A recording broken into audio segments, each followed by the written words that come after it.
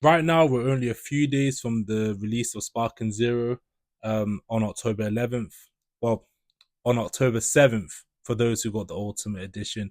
And it's a tough wait. I'm not gonna lie. Like this has been, I haven't even been able to play any other games. I'm just sitting here counting, checking my PS5 every day. How many hours, how many days left? But I just wanted to share my plan, my idea of what I'm just how I'm gonna go about playing Sparking Zero, you know, and how I'm going to try and get the most out of the experience, which I believe this Sparking Zero coming Dragon Ball Sparking Zero will be the best anime fighting game of the last 2 decades. And I don't want to really put that up for debate or argument to compare it to Xenoverse or Kakarot that came out just in terms of Dragon Ball games or Storm or whatever fighting anime games that are out there. It's just the game looks beautiful, the gameplay looks amazing, it looks fun, and yeah, I'm just really, I think we're all really looking forward to playing it. So now there are tons of different game modes to go through on Sparking Zero, but I think the best thing to do is to really just kind of learn the controls and learn the basics. And you got to swallow your pride. I'm swallowing my pride. I am going to the tutorial. I'm going through the tutorial. I'm gonna go to the training mode and just learn the different mechanics of the game, learn how to do the moves in the game that are specific to Sparking Zero that weren't in Tenkaichi. For example, I think one is called the Vanishing Attack. I'm gonna try and learn that, the short, mid, and long range one, and really just get used to the mechanics of the game before going on any game mode, either offline or online. And yeah, I'll probably spend a few hours on that and then quickly go to the story mode in the same day. And I'm gonna go through the story mode on the hardest difficulty. And I think people probably thought that there was gonna be, just a normal chronological story of Z. You play, go through Saiyan Saga, Namek Saga, and and you playing through different characters in those sagas. But what Spark and Zero have done is they've made it so we play through the individual characters. So we play Goku's story, then Gohan's or Vegeta's, and then we can even play the villains like Goku Black and Frieza, which is cool. Just as their own and go through their own story chronologically. And I think why this will be a good idea to go through the story first is that as you're playing through these characters, and I think it's only the main characters. Like I don't think like Chaozu will get his own story or whatever. But as you're playing with these characters, and there are different types of characters in the available in the story modes, you'll eventually see which characters you like playing with, or you're good at playing with, or the ones that you have the most fun with. Um, Instead of jumping right into PvP. I mean, again, if you want to jump straight into online PvP, that's fine. But me personally, I really hate losing, and I especially hate losing to online people. So I'd rather just go through the story mode on the hardest difficulty, and kind of, and also just to enjoy the story mode as well. On Spark and Zero.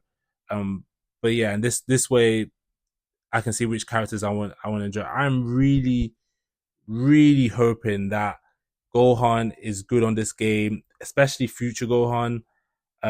He's just my favorite character. He's been my favorite character on, all the Dragon Ball games, all the Tenkaichis, Raging Blast, Z, whatever game it is. Like future Gohan's been my guy. But as well as that, I think going through the story mode is one of many ways in this game to increase your proficiency with characters. So there's this thing, I think it's called proficiency, and it's like the stars that you see after you've cleared a battle. And the more, basically, it's just the more you play with the character, the higher their proficiency becomes. So the better the character plays on the game. So I think it's like one way. I think other ways might be custom battles or PvPs or whatever. But the higher, I mean, if the character's gonna play better, I mean, you want to do it. I think after completing the story mode, which I don't know how long that's gonna take me, but it might take me a month or two. It would ever. I don't mind. But after playing that, I'm gonna then go to PvP, the online battle, and and also whilst not just playing PvP, but also having a balance of offline and online, because I think too much online is a bit much. But there's custom battles, so is this going to be a balance of those two? Playing other people's custom battles with their unique battle conditions, which we can replay, and also making my own ones. But I'm just going to treat the custom battles as like a challenge, to complete, and also be able to play with like different characters that you've never played before.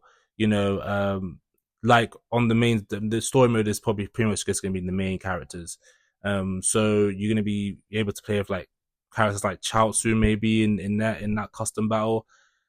But the main reason why I'm trying to put out this idea that people should play with as many characters as they can is because we were before Sparking Zero come, or as it's coming out, we're hearing all this talk about, oh, is it going to be like Tenkaichi 3? Is it going to have the huge rush that Tenkaichi 3 had?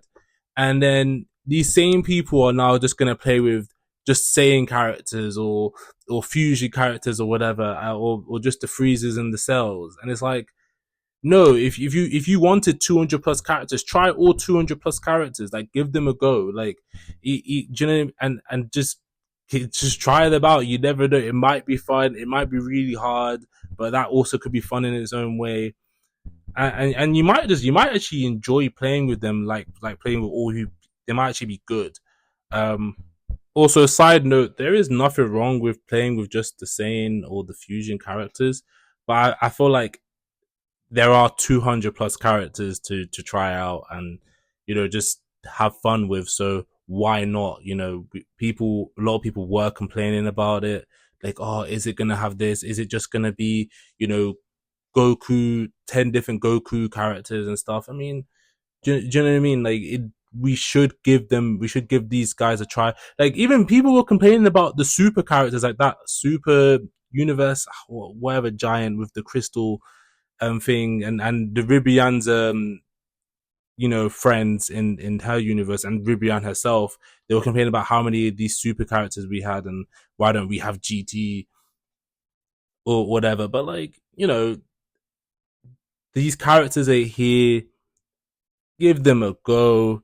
They might be fun to play with. You don't know. That's pretty much going to be the most joy of my time, I think, on Sparking Zero.